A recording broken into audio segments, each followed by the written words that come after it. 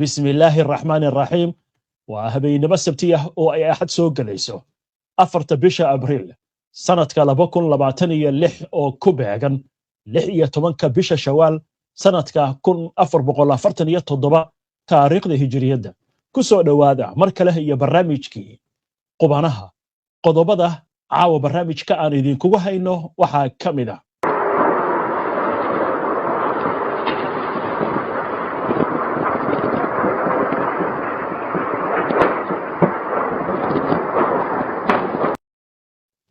وعيدمada ilaalada kacaanka Iran oo caawa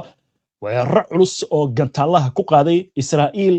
Bahrain, Kuwait iyo Imaaraadka iyagoo sheegaya in ay beegsadeen saldhigyo ciidan xarumaha taliska ciidamada kuwa tiknoolajiyada goromada yuradeed iyo goobaha xasaasiya Trump oo ka niyad jabay guuldarrada dagaalka ayaa hadda ka fakaraya in uu ku sameeyo isku shaandhayn golihiisa wasiirada Netanyahu oo ku faanay inay waxyeello culus gaarsiiyeen warshadaha birta ee Iran ee loo adeegsado farsamada hubka sidoo kale barnaamijka waxaan idin kugu haynaa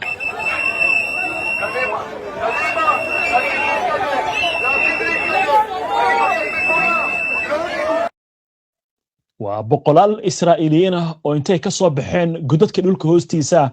dhigaya banaanbaxyo ay kaga soo horjeedaan dagaalka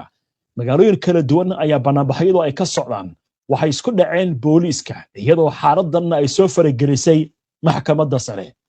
ma dhaba in Xamaas ay qorsheynayso inay qafaalato ciidamada Israa'iil ee ku sugan qaybo kamid ah marayka Gaza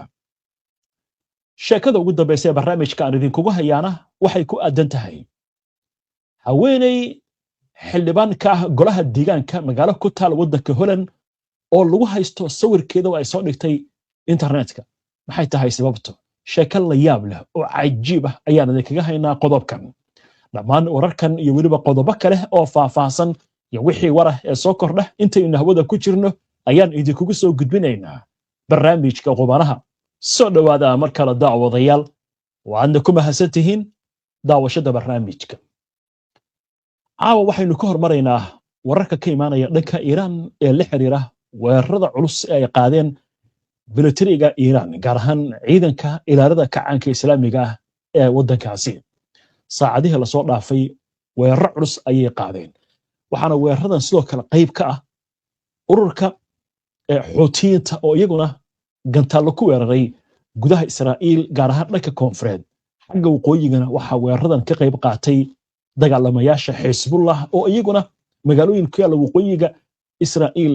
weerar culus ku qaaday haddaba aynu eegno wararkii ugu dambeeyay gaar ahaan war goordhaweyta laga sii daayay telefishinka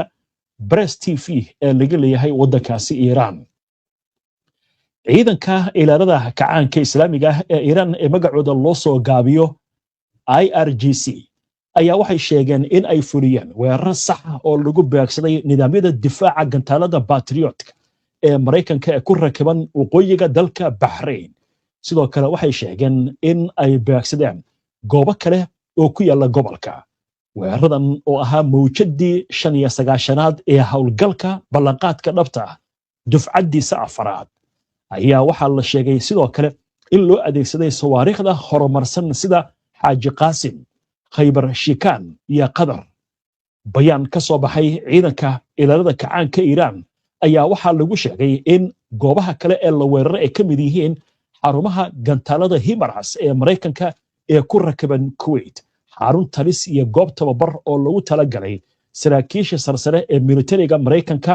iyo weliba macallimiin ku sugan waddanka Imaaraadka Carabta sidoo kale waxaa la sheegay in la weeraray xarumaha shirkadda tiknoolajiyada Mareykanka ee Oracle ee Imaaraadka sida lagu sheegay war-saxaafadeedka dhinaca kale ciidanka IRGC waxay kaloo sheegeen in ay weerareen markab ganacsi oo la xiriirinaya Israa'iil oo lagu magacaabo MSC Ishika kaas oo ku xirnaa dekada Khalifa bin Salman ee waddanka Bahrain xagga Israa'iil haddii aynu eegno telefishinka Canal 12 ee Israa'iil laga leeyahay ayaa sheegay in iyadoo la xiganayo laamaha ammaanka qaraxyo waaweyn ay ka dhaceen magaalooyinka Haifa iyo sidoo kale magaalada Karayot ee waqooyiga Israa'iil kadib weerar gantaalaha oo Iiraan ay qaaday waxaa la sheegayaa caawa korontadu inay ka go'an tahay magaalooyinkaasi qaybta gurmadka gudaha ee Israa'iil ayaa ku dhawaaqday in seeriga digniinta ka bixiya gantaalada laga howlgeliyay Haifa Aka iyo waqooyiga Israa'iil kadib weerar gantaalaha oo ka yimid Iiraan iyadoo ciidanka Israa'iil ay xaqiijiyeen in nidaamyada difaaca la geliyay howlgal si ay uga hortagaan gantaaladan isla wararka Israa'iil waxa war imika ka soo baxay wasaaradda caafimaadka lagu sheegay in dadka dhaawaca tiradooda imika ay gaartay 6771 qof kuwaasi oo dhaawacmay tani markii dagaalkan uu bilowday qaybta gurmadka gudaha ee Israa'iil ayaa xaqiijisay sidoo kale in seeriga digniinta ka bixiya gantaalada laga maqlay Tel Aviv taweyn kadib gantaal laga soo riday dhanka Yemen war kale oo Israa'iil ka soo baxay telefishinka Kanal 14 ee Israa'iil laga leeyahay ayaa sheegay in weerar gantaal ballistic ah oo laga soo qaaday dalka Yemen kaas oo la sheegay inuu san geysan wax khasaare ah waa si hadalka loo dhigay inta badan Israa'iil ayaa lagu eedeeyaa inay qariso wararka la xiriira khasaaraha ka dhashay weerarada Iiraan Hezbollah iyo Xuutiyiintu ay qaadayaan waxaana la sheegay sababtu inay tahay in aan la dhiirigelin waa si hadalka loo dhigay dadka markaasi cadowga ku ah dhanka Mareykanka haddii aynu eegno shabakadda wararka Axios ee laga leeyahay Mareykanka ayaa waxa ay sheegtay in Iiraan gebi ahaanba ay diiday wax wada hadal ah inay gasho iyo xabajoojin waxaa lagu soo waramayaa in dhammaanba soo jeedintii la soo jeediyey Iiraan ay ku gacan sayrtay iyadoo dalbanaysa damaanad qaad cad oo ka hortagaya weerar mustaqbalka lagu soo qaado dalkaasi dhexdhexaadiyaasha ayaa weli waxay isku dayayaan inay ku riixaan Washington iyo Tehran kulan foolka foola balse weli guul lama gaarin arrintaasina waxaa la sheegayaa in ay ka dhigan tahay Iiraan inaysan doonayn dagaalka in ay joojiso halkan waxayna dul istaagna marka arrintan waxa leeyahay waxay salka ku haysaa Iiraan inay aaminsan tahay xabajoojin kooban iyo xitaa xabajoojin bilo ama toddobaadyo soconaysa in looga dal leeyahay in Mareykanku istiyaariyo hadda waxa leeyahay qorshaha ugu dambeeya Trump oo ka fakaraya wuxuu yahay marka la gaaro 6da bisha ama ay dhamaato 48 saac loo qabtay duqeyn kala joogsi aan lahayn oo waliba bambaanooyinka culus ah oo ay ridayaan diyaaradaha B2 iyo B52 meel walba in lagu rido duqeyntaas markii la geliyo kadib in la isku dayo in ciidamada marka lagu dajiyo goobaha loo dilanyahay in ciidamada lagu dajiyo laakiin su'aasha taagan waxay tahay ciidamadaasi haddii ay ku degaan Kharaaj ama Isfahan ama Fardo iyo Nantaz maxaa ku dhici kara marka weliba waxaa leeyahay arrintan Iiraaniyiintu si fiican bay ugu diyaar garoobeen dagaal dhanka dhulka haddii uu dhaco xitaa qabaa'ilkiiba qoryaha qaatay dadkii caadiga ah qabaa'ilka ahaa ayaa qoryihii qaatay oo waxay leeyihiin waddankeena waa difaacina gudoomiyaha baarlamaanka Iiraan muxuu yiri waa su'il aan ahay wiir ciidanka Mareykanka inta lugta ku soo galayaan waddankan dalkan marka waa dal buura ah waa dal ballaaran dadkiisu waa 90 milyan haddii ciidan Mareykan meeshaas la geliyo waa sababta arrintan ay uga digayaan generaaladii Mareykanka oo xilka laga wada qaaday arrinta laakiin yaab kale waxay tahay safaaradihii Iiraan ayaa waxay ku jeesjeesayaan maamulka Trump oo waxay leeyihiin horta meesha waxa ka socda regime change waxa weeye isbedel lagu sameeyo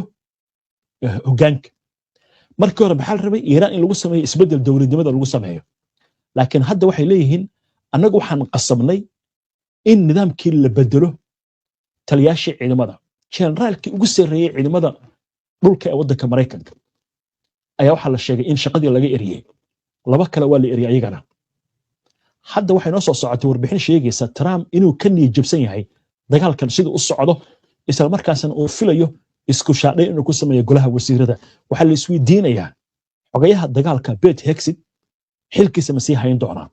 sababta ninkan waxa leeyahay waa ninka wax walba oo la sheego oo ay soo jeediyaan khubarada militariga wuxuu ku leeyahay waxaas waxa kama jiraan hanoola imaanina waxaas dagaalka aynu wadno Trump marka ninkan ma bedeli doona waa su'aalaha la isweydiinayo waaya aan ku soconno dhanka Israa'iil baynu eegaynaa goor dhaweyta Netanyahu ayaa hadlay laakiin waxaynu ka hormaraynaa wararka la xiriira saacadii ugu dambeeyay macluumaadka ka soo baxaya dhanka Israa'iil waxaa la sheegayaa telefishinka kanaal 13 Israa'iil laga leeyahay inuu sheegayo Israa'iil inay isku diyaarinayso weerar suurtagal ah oo lagu qaado xarumaha tamarta Iiraan waxaana laga sugayaa Mareykanka ogolaanshaha kanaalka ayaa waxa intaasi uu ku daray in weerarkan uu imaan karo marka uu dhaco waqtiga kaba dambaysta ah ee dejiyay madaxweynaha Mareykanka Donald Trump ee la xiriira furitaanka marinka Hormuz isla wararkan ra'iisul wasaaraha Israa'iil Benjamin Netanyahu ayaa sheegay in ciidanka cirka Israa'iil ay burburiyeen waa si hadalka u dhigay 70% awoodda wax soo saarka birta Iiraan taas oo loo isticmaalo soo saarista hubka wuxuu yiri maanta waxaynu baagsanay warshadaha kiimikada Iiraan waxaynu si wada doonaa weeraradan isagoo carabka ku adkeeyay Netanyahu in warshadaha birta iyo kiimikadu ay yihiin il dhaqaale oo maalgelisa waa si hadalka u dhigay dagaalka Iiraan war kale oo isla Israa'iil la xiriira wargeyska iyo dacoodka xaranood ee ka soo baxa Israa'iil ayaa waxa uu sheegayaa in booliiska Israa'iil ay caawa isku dhacyo la galeen doodbaxayaasha ka soo horjeeda dagaalka kuwaasi oo maanta lagu wargeliyay inaysan banaan bixi karin laakiin arrinta cajiibka dhacday waxay tahay qabanqaabiyaasha banaanbaxayaasha ayaa waxay u tageen maxkamadda sare waxayna dalbadeen in loo ogolaado inay banaan baxaan waxay sheeganayaan oo ay ku doodayaan kuma sii jiri karno godadka dagaalkaana la ka joojiyo kadibna waxaa la sheegay maxkamaddu inay ogolaatay dadka Tel Aviv ku banaan baxaya in tiradoodu aysan ka badnaan 600 sidoo kale magaalooyinka kale waxaa la ogolaaday ilaa 150 booliiskana waxaa loo sheegay in dadkaasi aysan kala diri karin haddaba aynu daawana booliiskii iyo banaanbaxayaashii oo caawa arrin culus ay kala qabsatay aynu daawana muuqaalkan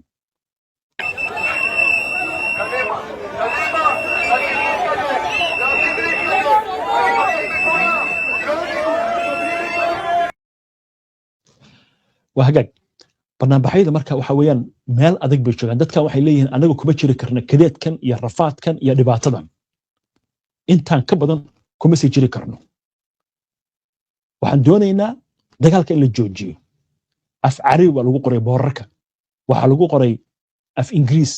waxa lagu qoray afka cibraaniga ama hibruuga waxaan leeyahay dagaal anagu waa ka daalnay dagaal kuma jiri karno godad dhulka hoostiisa ku jirnaa 24 saac وهجاج haddaba markan waxaynu eegaynaa wararka la xiriira Hezbollah iyo Israa'iil isku horimaadada u dhaxeeya militariga Israa'iil ayaa waxay qirteen in askari kamid ah ciidankooda la dilay mid kalena si xun loo dhaawacay kadib markii ay rasaaseeyeen ciidamada Israa'iil dhexdooda waxa la sheegay rasaastan in ay ahayd mid saaxiibtinimo si hadalka loo dhigay askariga la dilay waxa lagu magacaabi jiray Guy Luder wuxuu ahaa 22 jir ka tirsan cutubka la yiraahdo Maglan dhacdadan ayaa dhacday maanta sida uu muujinayo baaritaanka waxa la yiri askari kale oo ciidanka kamid ah ayaa wuxuu arkay baa la yiri askartan kale kadibna rasaas ayuu ku furay waxa la sheegayaa tan inay ka dhalatay cabsida iyo jahawareerka ka haysta ciidanka Israa'iil dagaalka ba'an ee koonfurta Lebanon ka soconaya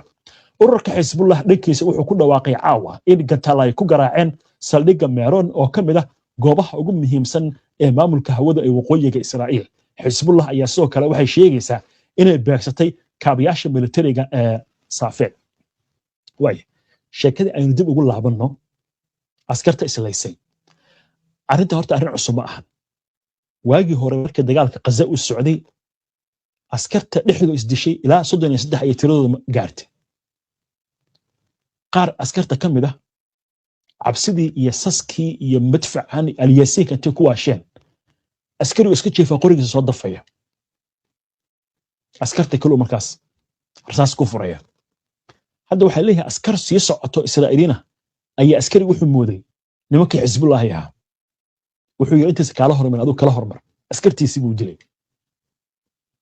waxa marka waxay ka degayaan qobarada Israa'iiliintu ay leeyihiin askarta maskaxda laga galay cudurro badan baa jira waxaana ugu wacan dagaalkan dabada dheeraaday iyo askarta dagaalka lagu qasbay leeyahay ku socda ciidanku waxa leeyahay qaati billaah bay taagan yihiin waxa warkan qoraya wargeysada Israa'iil waxay leeyihiin